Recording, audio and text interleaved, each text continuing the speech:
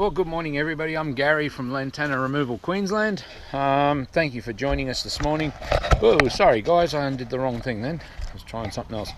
So basically, we've had wonderful winds from Moreton Bay Regional Council that they say that they will go out and they will look at people's properties where they're encroaching in those people's properties, and they'll have a look at what they're going to do about cleaning that stuff up. And that's massive. That's from a council that said, no, everybody can get nicked, we're doing nothing with Lantana. But, you know, you have to keep me in the loop, so if they do come out there and inspect your property where their material's coming in, and then make another excuse, you need to have me aware of it, because I'm the one with the paperwork that actually says that they said they'd do that. Okay, they'd take care of eradicating any weeds that are on the national weeds list from encroaching in your property. Now, okay, now this latest one is actually from my letters to the Prime Minister and to Queensland Premier, New South Wales Premier, Mark Furners. Now what happens is all those three at the top pump this material back to Mark Furners, and his office is the one that's supposed to respond to us. So Mark Furners gave us a couple of responses, which was just water, and then finally he's handed this one over to actually the DAF. So finally we actually have some meat and potatoes that we can get stuck into.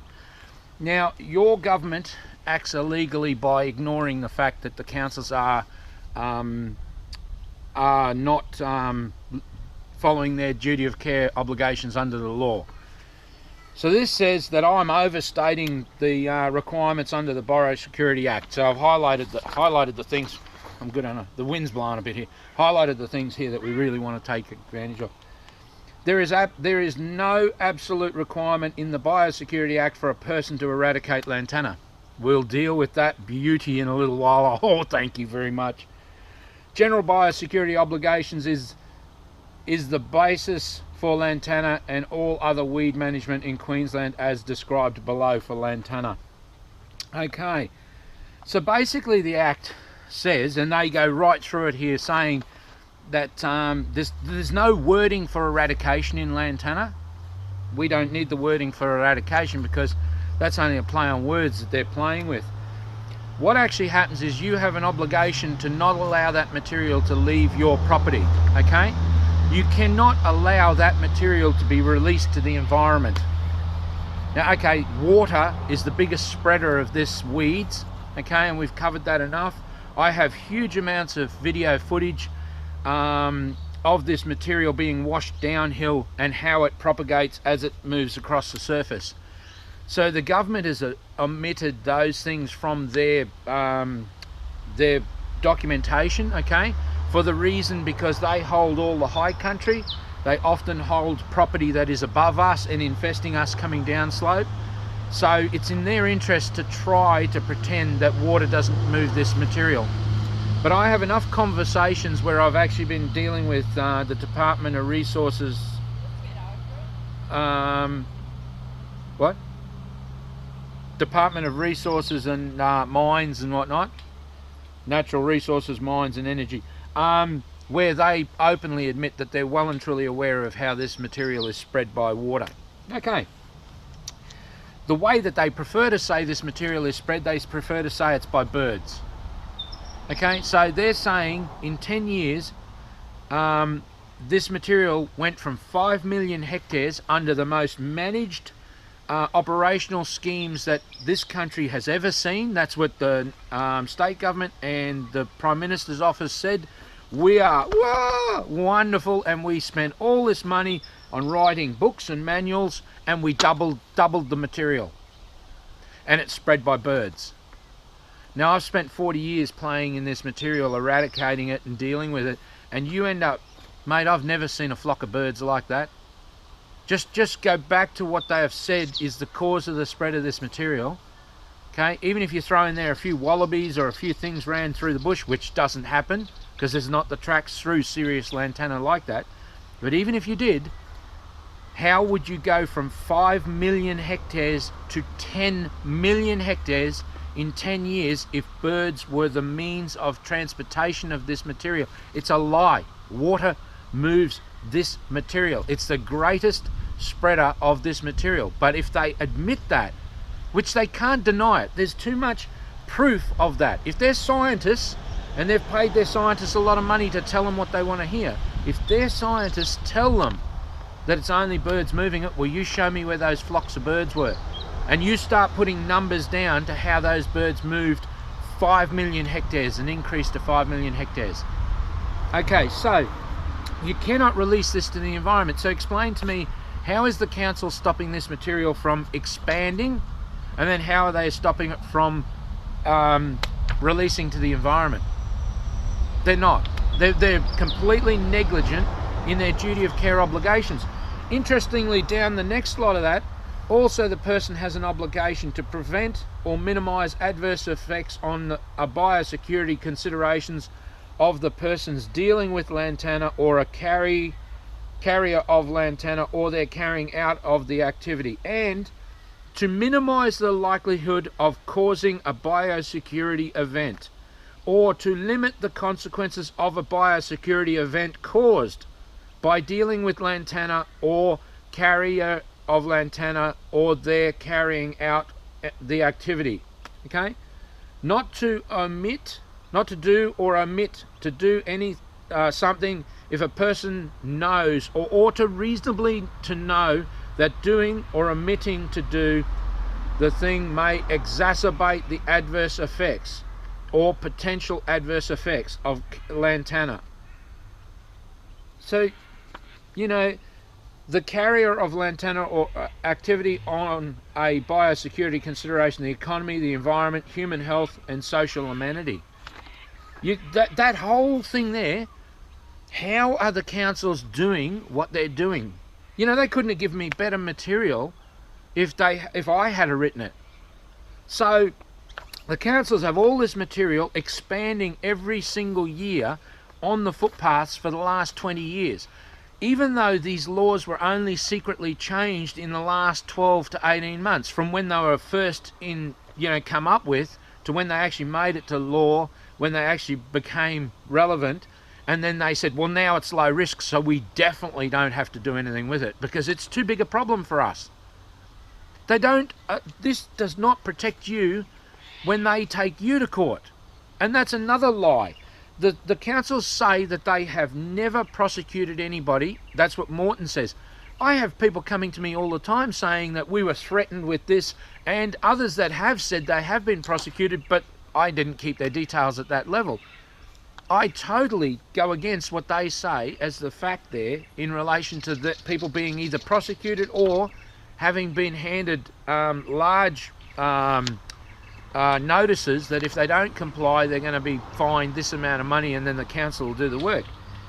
While the council has all of this material, the same offence that they're harassing and prosecuting people for, it occurs on all of their lands. All of the side of the roads that I've shown you and filmed you for Mount Mee, Dundas, Samford, Daybra, you know, it goes on and on. Woodford, it just goes on. It's everywhere. And yet every one of the councils has broken the law by allowing that material to exist there, because the Biosecurity Act says you can't release it to the environment. Now these people are, it says, if you're an expert in this field, you have no protection. You should be prosecuted to 150% of the law. And yet the councils do nothing. They actually turn the tables and prosecute other people. Now I've said before to the state government and the councils, okay, you say you've written off huge amounts of Australia, okay, you're not going to protect them, you're not going to back up the residents to protect their properties, then you put those places in writing. You supply on a map and circle where those places exist that you've written off. I want Anastasia Palaszczuk's government to put that in writing and show me where they've written off this state. Or get your backsides into gear and stand on your councils and force them to live up to their obligations. They would have thousands upon thousands upon thousands of hectares of this material locally that is just continuing to grow. Now remember this, their factual documentation says that it spreads at a rate of 30% per year on a bad year. And I've told you before, it's 100% on a good year where it has access to water. So 30%, that's 1,200 seeds from one plant on a council's property. 1,200 seeds. That's what the government says. Of that, the government says in the worst case scenario, 30% strike rate. That's 400 plants from that one plant. Do you understand why I'm in front of you? Why I'm saying to you guys, these guys have sold us down a river. They lie consistently and constantly. The main roads department passes the work on to the councils to do the work. The councils don't do the work. Main roads rubs their hands together and laughs and giggles and goes, oh, you beauty, we got out of doing any of that work, of spending any money on those issues. While that material sits on watercourses, creeks, floodways, being pumped water straight off those road surfaces. It's the perfect environment. It's even better than sitting these guys in the creek crossings. It is the perfect environment for the spread of this material. And where that then flows off and down the steep embankments from roads cut on high cuttings, it is fantastic. And every one of them is breaking the law. Every single government department. Even though the government has changed those laws to call it low risk. But Anastasia Palaszczuk's government has never answered the question, who was it that came up with low risk? Where was that actually held? Do we have to go to Freedom of Information to obtain that material and find out exactly what department, exactly who was in attendance at those meetings, and exactly how they got all of those not-for-profit organisations together, who the government is feeding money to, as yes people, to then represent and say they're our peers and they are who the government used to decide the next step in this war on weeds. Well, it's not a war on weeds. They did nothing. They rolled over and said, we'll make it low risk because it's out of control in our environments. We gave up on it. So we're going to try and wind that back. Now, the general public understands that at 400 plants coming from one plant, there is no possibility that any person with any thought process to the economy or the environment or the ecology or to the fauna or to the flora or to our children would ever class 400 plants from one plant as low risk. I've said it before. You don't have to wait too long. If you don't have lantana on your lands, you just wait. It's coming. This is the proof. Their documented proof of their answers to me lists that they are breaking the law. You cannot release it to the environment. If it is growing and it is seeding, it is releasing to the environment. What are you going to go around and throw a bird net, a net over the material the way you would with fruit you're growing to stop any birds or any other things from accessing those fruits? And that's how you would then stop it from being transmitted to the environment? I'm not sure these people actually read what they write or what the legal obligations of that are. They think I'm an idiot when they write this stuff out, and you stand there and look at it and you go, you beauty, thank you very much. Finally, we've got it in writing of what the protocols are. So that's why we're here. That's why we're doing these videos. That's why we have such a massive amount of the public behind us sharing these videos out. You must share this information as much as you can. I'm not asking you guys for money. I pay a huge price for this every single month to get this information out. I don't get any funding from the government to educate people on why they should eradicate lantana. They spent millions of dollars in those think tanks and what do they call them? They call them workshops, that they put all this stuff together. You want to see the sheer volume of material that they rewrote other history things from 100-year-old that are completely inappropriate to the whole particular problem, and they give nothing to me to educate the public as to why you should take it seriously.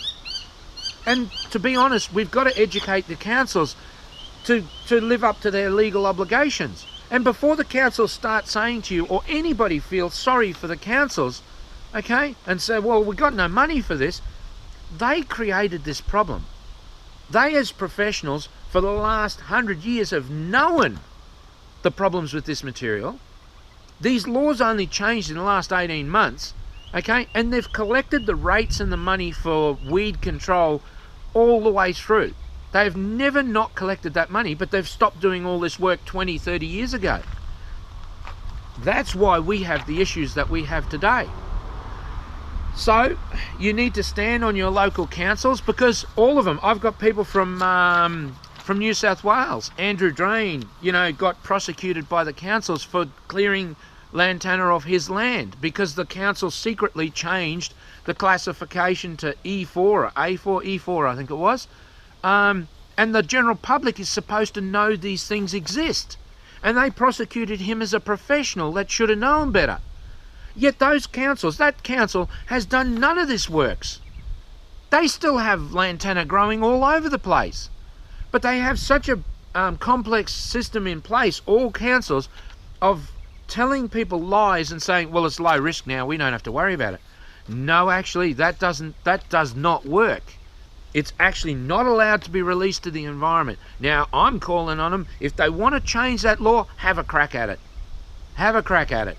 I'd be very happy for you to try and step sideways now, because we will be like a pit bull on you. You will not know which way is up or down. It's time that the people understood how much this affects your children's prosperity. This is going to cost the country enormous amounts of money just to get to the point where we get to the growing rate of this material.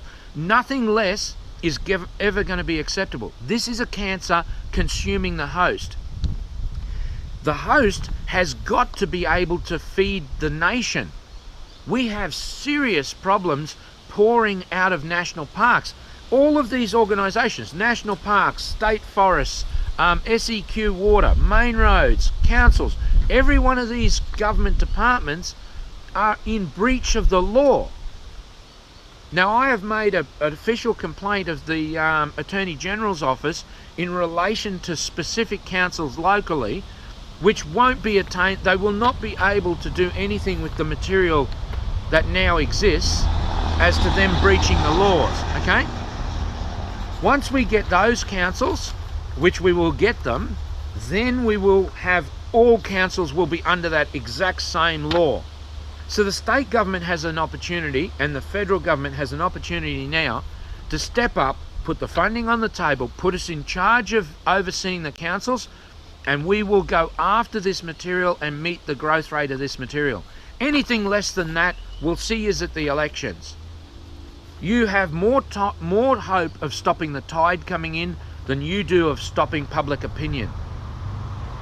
If you don't want to be held accountable in the long run for what has happened to date against the law, then you want to get on the other side of it now and start putting money on the table for the eradication of this material. There is no management in this material. It is solely eradication. Okay? You get people who have been brainwashed by the government and say, oh, you can't say eradication. I can eradicate 1 acre or 100 acres or 1,000 acres. I don't care. I can eradicate it. I've got enormous amounts of people behind us now who are in the same industry, all right, who have the same skill set, who actually can eradicate it and get those long-term results. So you have no hope in hell of convincing the general public that this cannot be solved. Understanding where this material grows and how it spreads is key to cutting enormous costs out of the eradication process. That's why it's always failed, is because the scientists came along that the government paid off to tell them what they wanted to hear, and those scientists said, oh, no, we didn't succeed because of this, and they had an endless excuse book. We eradicate those materials from those surfaces and they stay eradicated. If it has to have 2 passes, that's fine. It has 2 passes and it's eradicated.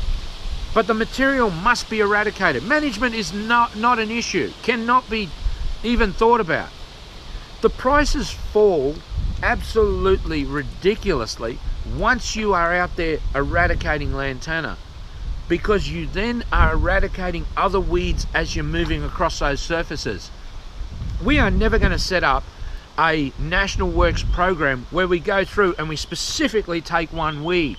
We are going to go through and we are going to clean surfaces and take everything that needs to go, that is a weed and shouldn't be there, is going to go in that pass. And in that, being in the field, doing that work, not in a laboratory playing games and hypothesizing what we're going to do.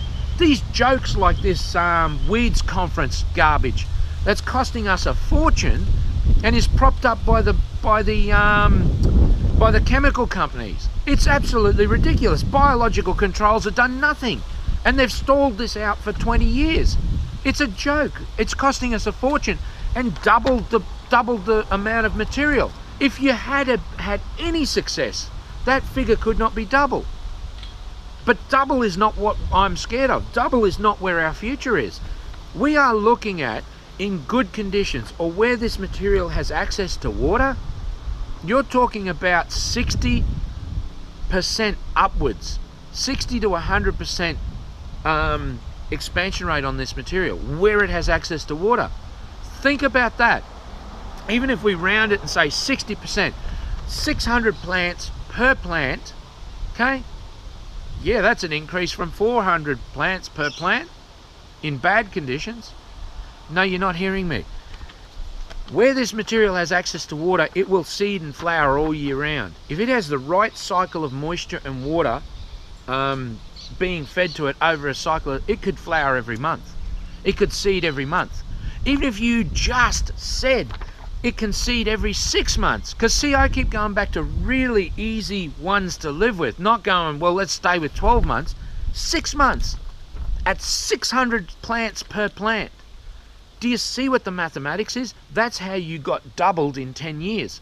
It's where these departments have left this material to grow that they are completely clueless as to this material. These experts in DAF that are writing to me have no clue about it. The biosecurity has no clue about where they're letting this material reside and those growth rates. And they helped the government to pass legislation to say it's low risk because they lost control of it. There is no natural regulatory system in place that will curb that growth rate. Only physical intervention by mankind will ever hold this material at some level. Whatever level we choose to stop it at, there is no natural process in this country at all. You cannot biologically control anything like this material. You spend millions upon millions of dollars to do it, and those bugs always attack other things. And every single scientist, every single government department, read the disclaimers at the bottom of their material before you start to argue about anything. They're responsible for nothing. They have no responsibility in any part of the planet.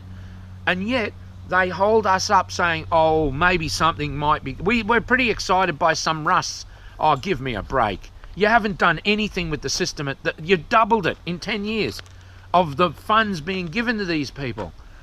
We need to be funding the workers in the field, actually physically destroying the material, and then you have a categorical level of intervention.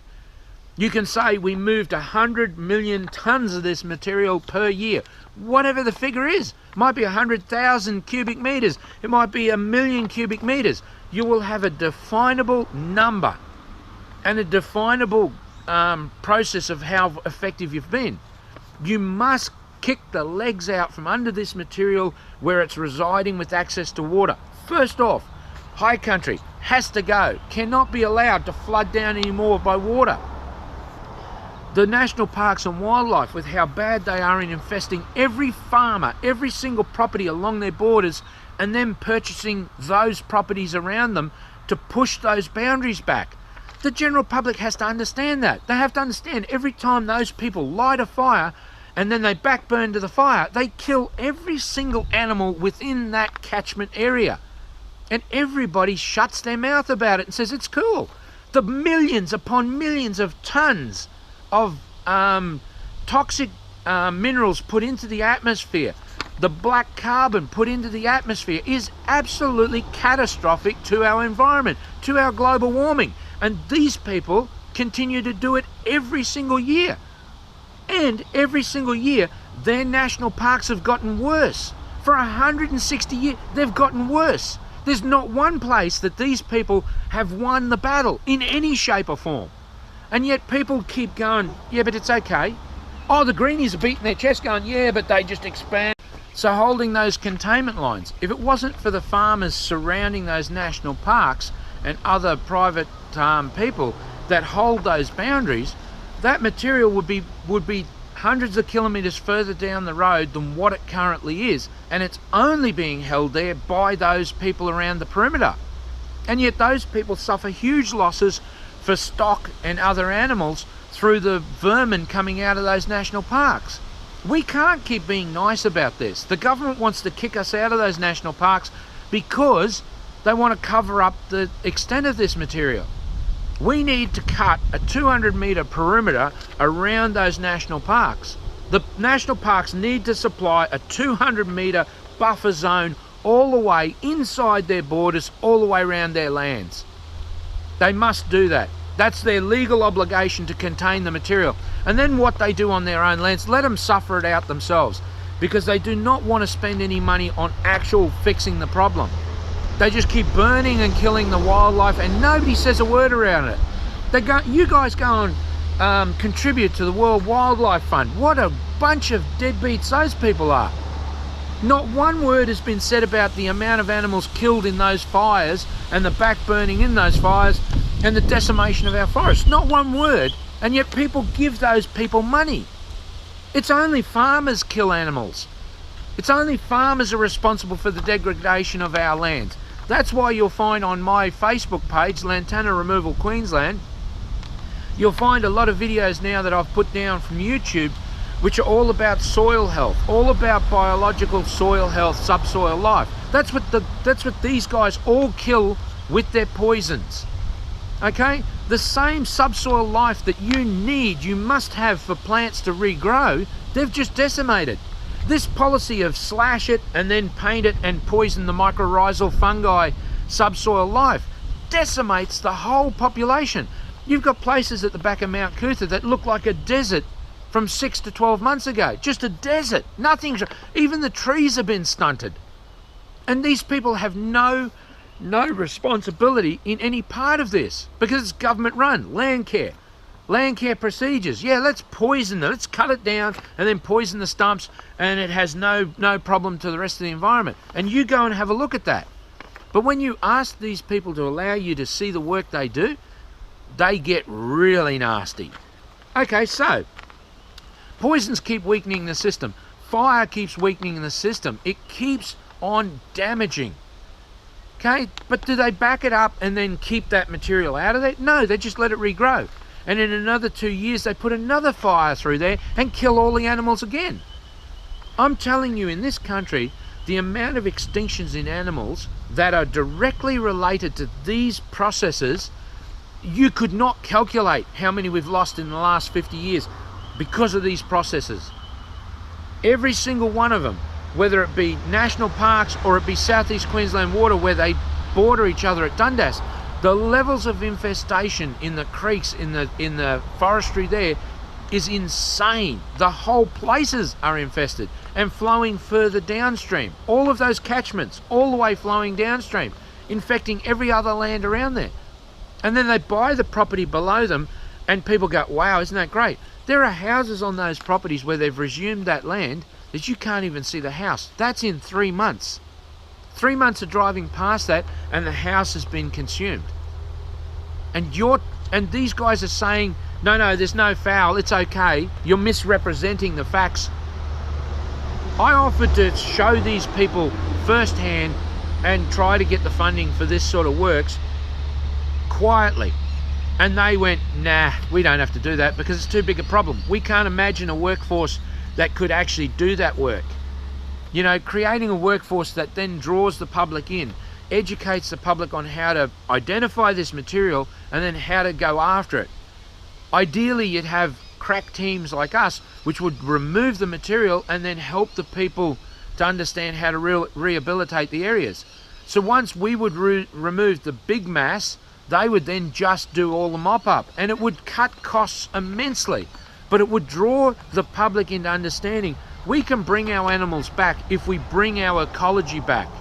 The Greens do nothing. This has been going on forever, and people vote and vote for the Greens to give the other pair of clowns a smack in the chops, but the Greens do nothing. It's all misrepresentation. You have a look at Brisbane City Council. Lord Mayor Quirk goes and puts 2 million trees in the ground, and it's just to stuff 2 million trees in a hole. $50 a tree. That'd be the minimum cost. The people inside of the council call it Quirk's weed program. You know, what a failure. They don't even set them far enough apart that you can actually maintain between them. But the Greenies got what they wanted because they said, wow, we got Quirky to put in 2 million trees. They just threw 2 million trees in the ground. Didn't care whether they survived or not. There's no follow-up process that makes sure those things all survived and or even 70% were looked at. No, doesn't happen. It was just a game to play with public opinion and say, oh, we did some good there. All the time, all of these animals have been killed. The Greens have never said a word. The World Wildlife Fund never said a word about this. It's only farmers that kill animals. The amount of soil degradation from development because of mismanagement is insane. The amount of soil loss on the sides of roads throughout our shire and all other shires is incredible. And the council does nothing about that.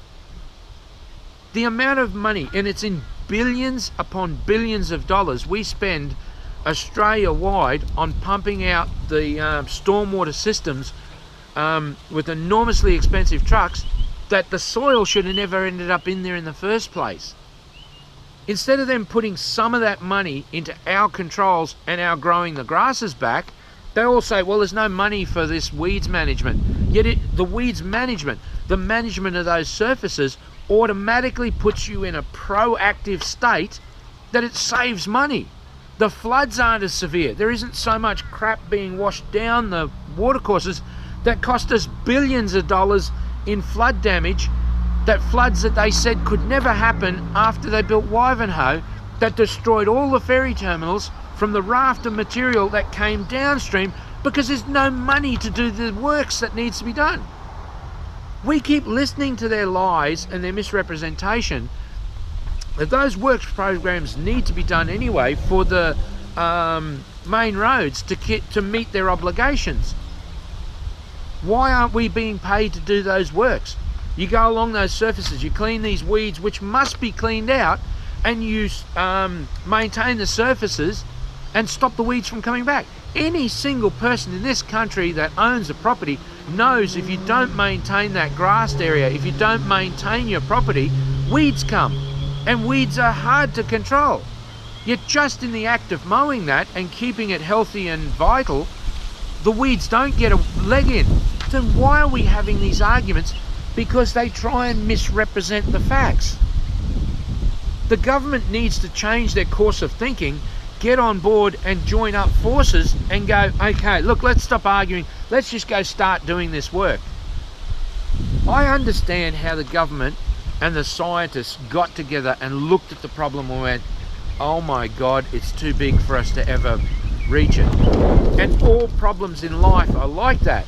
Once you start chewing pieces off and you are going hard at it, suddenly pathways start to open up. You start to see how we can actually deal with this.